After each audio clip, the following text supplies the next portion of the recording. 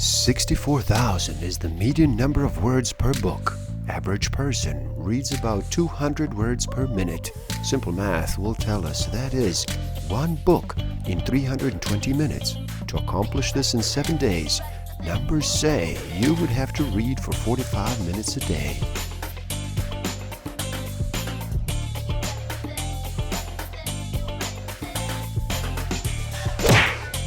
Don't forget to subscribe. Hit that notification button, like, comment, and share. Enjoy.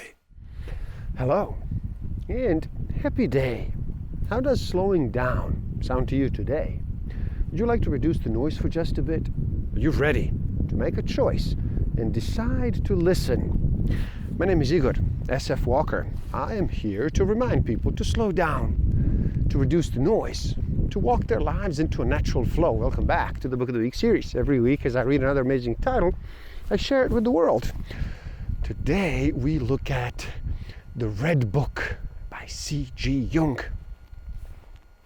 In this video, you will look at an attempt to understand self and to integrate and develop the various components of personality, an attempt to understand the structure of the human personality in general, an attempt to understand the relation of the individual to present-day society and to the community of the dead, an attempt to understand the psychological and historical effects of Christianity, and an attempt to grasp the future religious development of the West. So stick around till the end as I will share with you how to understand yourself better. Find out why you do the things you do. What are these hidden motivators behind the scenes? These innate human needs we are sometimes not even consciously aware of. Jung discusses many themes in the work, including the nature of self-knowledge, the nature of the soul, the relations of thinking and feeling, and the psychological types, the relation of inner and outer masculinity and femininity, the uniting of opposites, solitude, the value of scholarship and learning, the status of science, the significance of symbols and how they are to be understood, the meaning of the war, madness, divine madness and psychiatry, how the imitation of Christ is to be understood today, the death of God, the historical significance of Nietzsche, and the relation of magic and reason. To understand a thing is a bridge and possibility of returning to the path, but to explain a matter is arbitrary and sometimes even murder. Have you counted the murderers amongst the scholars? The way is within us, but not in God's, nor in teachings, nor in laws. Within us is the way, the truth, and the life. There is only one way, and that is your way. You seek the path. I warn you away from my own. It can also be the wrong way for you. May each go his own way. I will be no savior, no lawgiver, no master teacher unto you. You're no longer little children. Giving laws, bettering, making things easier has all become wrong and evil. May each one seek out your own way. The way leads to the mutual love in community. Men will come to see and feel the similarity and commonality of their ways. Do me a favor, and in the comments below, please write down, what is your way? Laws and teachings held in common compel people to solitude so that they may escape the pressure of undesirable contact. But solitude makes people hostile and venomous. Therefore, give people dignity and let each of them stand apart so that each may find his own fellowship and love it. Power stands against power, contempt against contempt, love against love. Give humanity dignity and trust that life will find a better way. The one eye of the Godhead is blind. The one ear of the Godhead is deaf. The order of its being is crossed by chaos. So be patient with the crippledness of the world and do not overvalue its consummate beauty.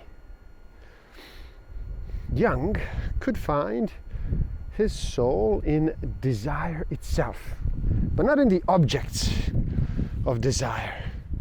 If he possessed his desire, and his desire did not possess him, he would lay a hand on his soul, since his desire is the image and expression of his soul.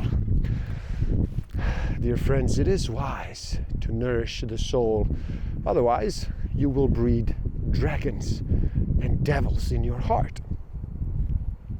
You dread the depths, which should horrify you, since the way of what is to come leads through it. You must endure the temptation of fear and doubt, and at the same time acknowledge to the bone that your fear is justified and your doubt is reasonable. How otherwise could it be a true temptation and a true overcoming? We are all still victims of our thinking. When can I order my thinking to be quiet so that my thoughts, those unruly hounds, will crawl to my feet? How can we ever hope to hear our voices louder, to see our faces clear, when all our thoughts howl? We all need help so that we do not choke on our own knowledge. The fullness of my knowledge threatens to fall in on me. My knowledge has 1,000 voices, an army roaring like lions. The air trembles when they speak, and I am their defenseless sacrifice. The God suffers when man does not accept his darkness. Consequently, men must have a suffering God so long as they suffer from evil. To suffer from evil means you still love evil and yet love it no longer. You still hope to gain something, but you do not want to look closely for fear that you might discover that you still love evil. The God suffers because you continue to suffer from loving evil. You do not suffer from loving evil because you do not recognize it, but because it offers you a secret pleasure, and because you believe that it promises the pleasure of an unknown opportunity.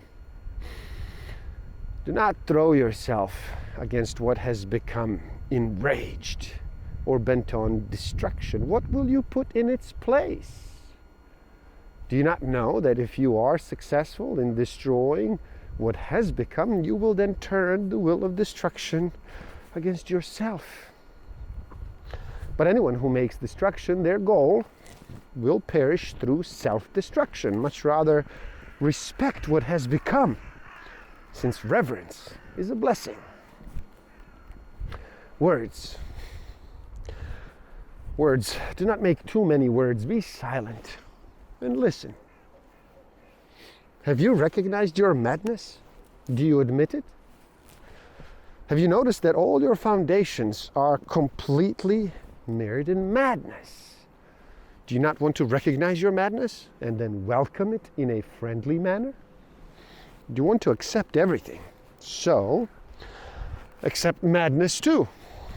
Let the light of your madness shine, and it will suddenly dawn on you.